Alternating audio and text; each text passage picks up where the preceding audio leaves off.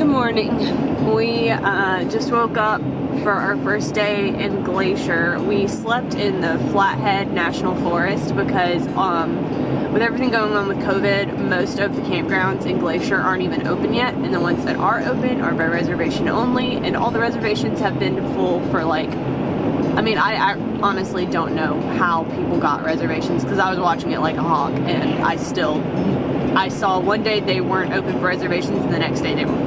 So anyway, we are doing what's called boondocking though, which I'd been wanting to talk to you guys about. Boondocking is free camping. This is totally legal. This is not like camping out on somebody's private property. This is sleeping either on public lands where it's permissible or on private lands where the companies like Walmart have given permission for people to sleep there overnight. So yeah, if you're in an urban area, a Walmart, a Denny's, truck stops, what did you say? Cabela's. Yeah, Cabela's. A lot of stores actually will allow you to sleep overnight in their parking lots. In your cars, obviously you can't set up a tent or anything, but you can sleep in your cars in their parking lots. Do always check with the specific store because there are some regulations for like states and cities that will not allow that even if the company allows it. Or if you're way out in the middle of nowhere like we are, you can sleep on public lands like national forest lands. So that's what we did last night. We found a spot on a boondocking website and got the coordinates and went out there, and boy oh boy, it was in the middle of nowhere. It was on a trailhead in the national forest, and it was a little overgrown and kind of scary since we didn't arrive until like 11 o'clock at night, but when we woke up this morning it was fine. You know, it wasn't sketchy at all. But that's one place that you can look into that would be free for you to camp. We just went ahead and paid for a campground while we were in the Grand Tetons just because it was more convenient, and let's be honest, it was a little bit more comfortable. There was a bathroom, you know, there was a bear box. We could leave our tent set up multiple days in a row. So there are definitely perks to getting an actual campground, but if you are going as cheap as you possibly can, definitely look into boondocking. Okay, so honest travel moment this morning, because it's not always glamorous. We woke up at sunrise, so like at 5:15 this morning, packed up our campsite, drove straight to Glacier, got in, and we barely got a parking spot because it is absolutely crazy right now. Half the park is closed. Going to the Sun Road is closed at Avalanche. There's just not a ton to do, and so everybody's all piled up in the same spot. It's raining. All the bathrooms are closed. This has not been a stellar experience so far. We're on the trail and we're trying to make the best of it, but honestly, at this point, seriously considering getting back in the car when we get off the trail and driving somewhere else. Since we knew we had to get to the park really early if we were going to get a parking spot, we actually had to cook breakfast in the parking lot at the national park, which, if you can tell from all the clips that you're seeing now, it was pouring down rain. So imagine waking up at 5:15 and driving to a national park, barely getting a parking space, trying to cook your breakfast in the rain, and then getting onto one of the only open trails which was overrun with people, and trying to enjoy it. It was a rough morning. But I do have to say that the Trail of Cedars and Avalanche Lake did start to make up for it.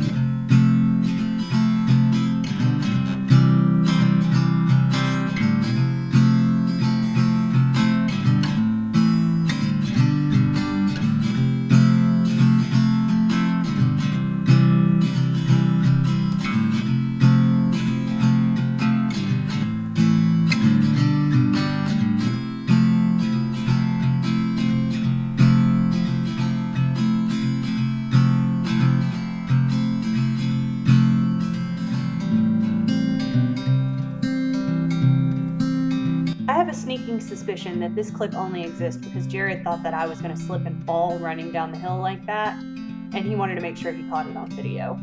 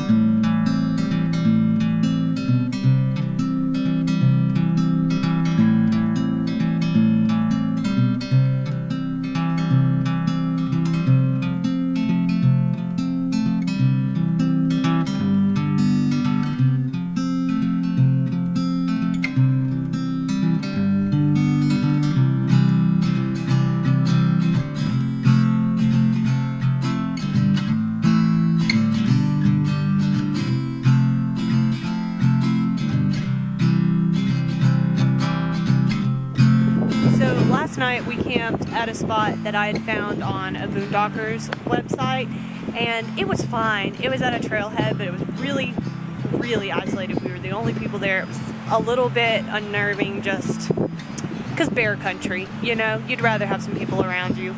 But this morning we found, well, I guess it's afternoon now, but anyway, we found North Fork River. I'll look up the name and I'll tell you in a second. Anyway, it's a dispersed campground, so you don't have to pay. It's free.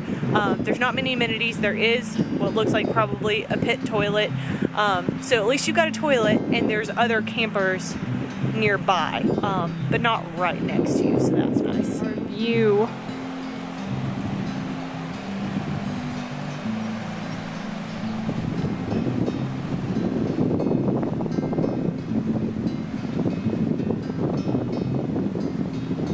So it's called North Fork of the Flathead River.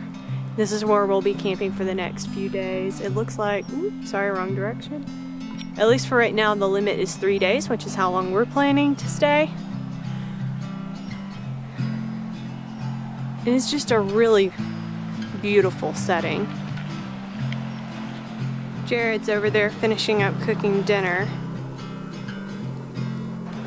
while our sheet dries out because it rained last night and everything got a little bit damp.